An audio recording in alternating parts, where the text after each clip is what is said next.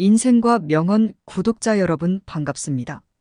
중국 화엄법사는 약 100년이 넘는 세월 동안 불교를 수행하며 청나라의 통치자였던 광서제와 서태후는 물론 조우얼라이와 장제스, 태국의 국왕 푸미폰 아둔야택 등이 가르침을 청할 정도였으며 그에 대한 신비한 이야기는 실제 중국 정부의 기록으로도 남아있는데 그는 서태후와 마지막 황제 부이가 죽는 날짜는 물론 자신이 죽는 날짜까지 정확히 예언하였다.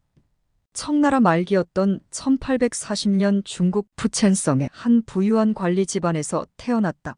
그는 평소 출세나 과거 급제보다는 부처의 가르침과 진리 탐구에 더욱 몰두했으며 아버지의 강한 반대에도 불구하고 19세에 고산에 위치한 용천사로 출가하여 고행하였다.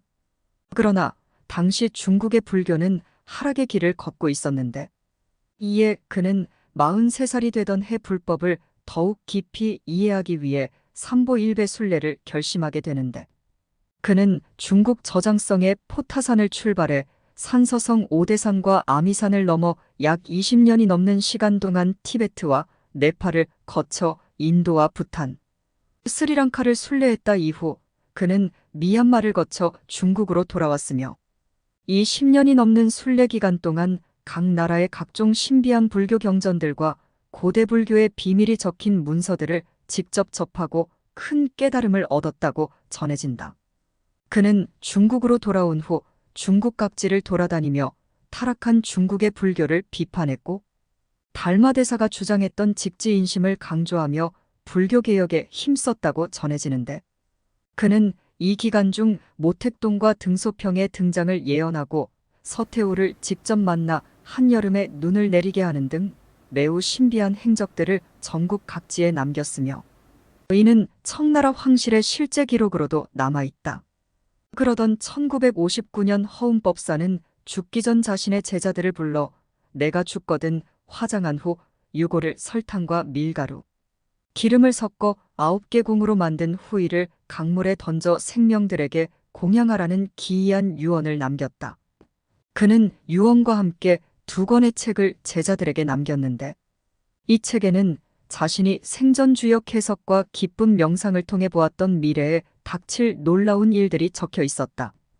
그러나 이 예언서는 이후 중국이 문화대혁명 당시 홍위병들에 의해 2권 중 1권이 불태워졌으며 이후 남아있던 1권마저 자취를 감추고 말았다.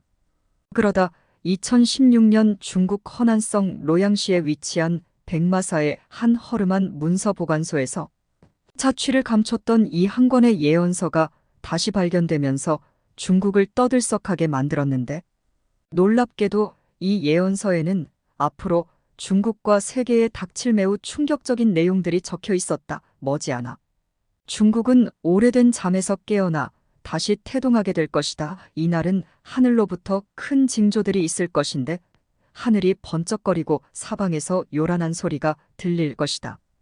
이때 땅이 진동할 것인데 수십 리 땅이 갈라지고 거대한 건물들이 무너질 것이며 사방이 비명소리와 울음소리로 가득할 것이다. 이로 인해 8만 이상의 백성들이 죽게 될 것이지만 머지않아 세계 각지의 사람들이 중국으로 몰려들고 큰 축제가 시작될 것이다.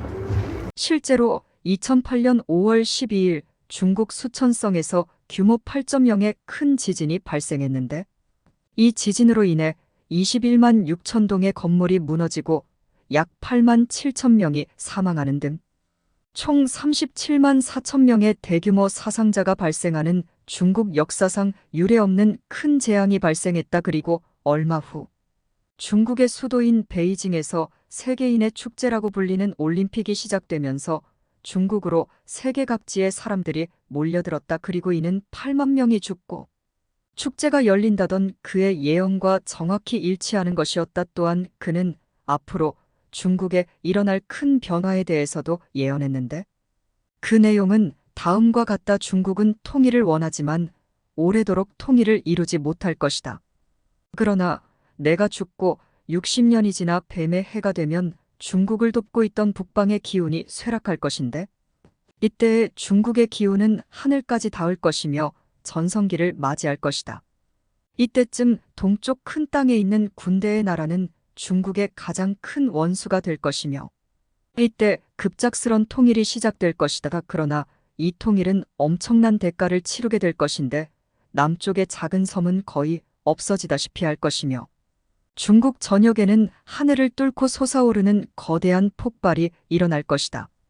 왕국이 불바다가 될 것이며 하늘과 땅이 마를 것이다. 그러나 누구 하나 이를 도울 수 없으며 이때에는 덕이 있는 사람들만 살아남게 될 것이다.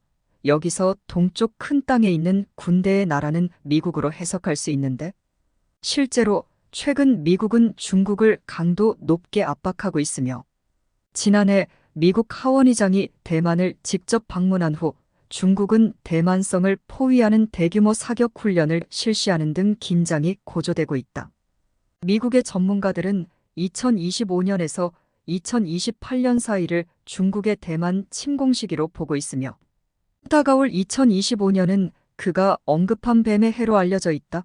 최근 대만의 주요 기업들은 미국과 일본 등 해외로 공장을 이전하는 것으로 밝혀졌으며 일각에서는 이것이 중국의 대만 침공에 대비한 움직임이라는 분석이 나오고 있다. 그는 중국이 통일 후에 닥칠 한국의 엄청난 미래에 대해서도 예언했는데 내용은 다음과 같다. 조선인들은 자고로 세계에서 가장 똑똑하고 뛰어난 두뇌를 가졌으며 선한 마음과 예의를 갖춘 민족이 나라의 운이 다하여 세계에서 가장 가난한 나라로 전락하였다. 하늘에는 천지주기가 있는데 조선도 이 주기를 따라 운이 흘러왔다. 그러나 조선은 우주의 섭리에 따라 하늘의 운이 다시 트일 것이다. 내가 죽은 후 80년이 되기 전에 조선은 다시 통일을 이룰 것인데 이는 중국이 통일한 후가 될 것이며 그것은 호랑이 해 일어날 것이다. 이때 조선은 원래의 기운을 되찾게 될 것이며 세계에서 가장 부유한 국가로 성장할 것인데 여러 나라의 다양한 인종들이 한국으로 몰려들 것이며 조선인들이 그들을 이끌 것이다. 조선은 이타적인 영혼들로 가득 차게 될 것이며 그들은 선한 세상을 다시 만들 것이다.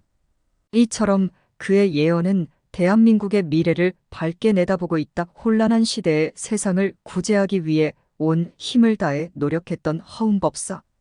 그의 기이한 행적과 예언은 오늘날까지 많은 사람들에게 회자되고 있다.